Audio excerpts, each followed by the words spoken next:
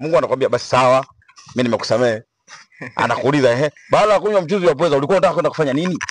Swali jingine. Ni motoni, ni motoni tu. Ulikunywa mchuzi wa pweza, dhamira yako. Bwana mtazamaji wa Chibu Media TV, leo moja kwa moja nimekuja kumtembelea Obu Comedian.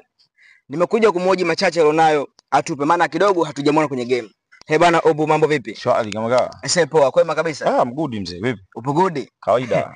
Bwana, unajua raia huko mtaani wamemiss kusikia vitu vyako vile vicheko nini, si unajua? Sijaposti. Hujaposti muda mrefu yani. Sijaposti muda mrefu. Fresh.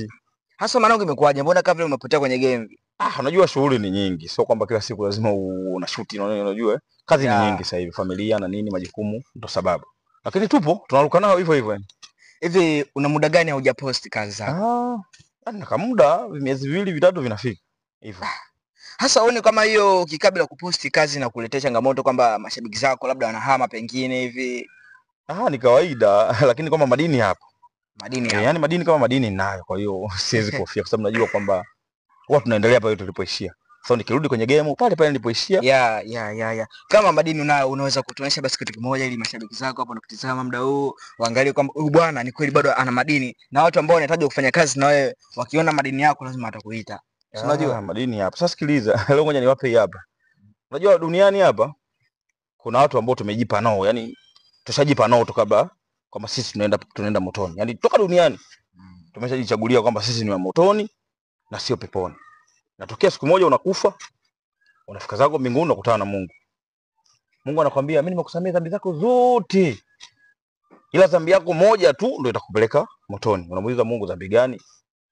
Anakuambia kuna siku ulimdhulumu muuza pweza, ulikula vipande 5, kacholi 3 na mchuzi, afu kamwambia akatibuku. Umeelewa? Tukipiga mahesabu, unapiga mahesabu nikimwomba Mungu msamaha, nisamee kwa hili, kashasamea dhambi zangu zote. Je, hili inakuwaje? Lakini unaamua ngoja tu nimchekeche, nimuombe msamaha. Unaambia bwana Mungu samahani, mimi siku tu nilizidiwa na muuza pweza mwenyewe akuwa makini. Ushanielewa? Lakini haikuwa dhamira yangu, kwa hiyo naomba unisamee kwa hilo. Mungu anakuambia basi sawa, mimi nimekusamehe. Anakuuliza baada ya kunywa mchuzi wa pweza ulikuwa unataka kwenda kufanya nini? Swali jingine. Ni motoni tu. Ulikunywa mchuzi wa pweza, dhamira yako ukafanya nini? Unaanza kuona kweli hii motoni. Kwa hiyo ndio hivyo yani. Kama motoni tu. Huwezi kupinga. Mwanangu una madini sana. Au sio? Bwana madini. Fresh. Bwana mnemtizama hapa Obu Comedian, mtu ambaye yuko hatari sana na ana madini mengi kichwani. Au sio? Mwanangu, naendelea kuambia kwamba huyu hapa mtu yani yuko makini. Utakapomkuta sehemu yote ile, ukimwambia bana nitemee madini hapo, basi anakutemea muda huo. Kifupi yani ana madini mengi kichwani. Asante sana mtazamaji wa Chibu Media TV, endelea kutizama vitu vikali kama hivi hapa. Bana, kwanza nimesahau sija kutambulisha jina lako mwanangu. Unaitwa nani jina lako kabisa full? Jina langu naitwa Aubrey Bryson Mreme.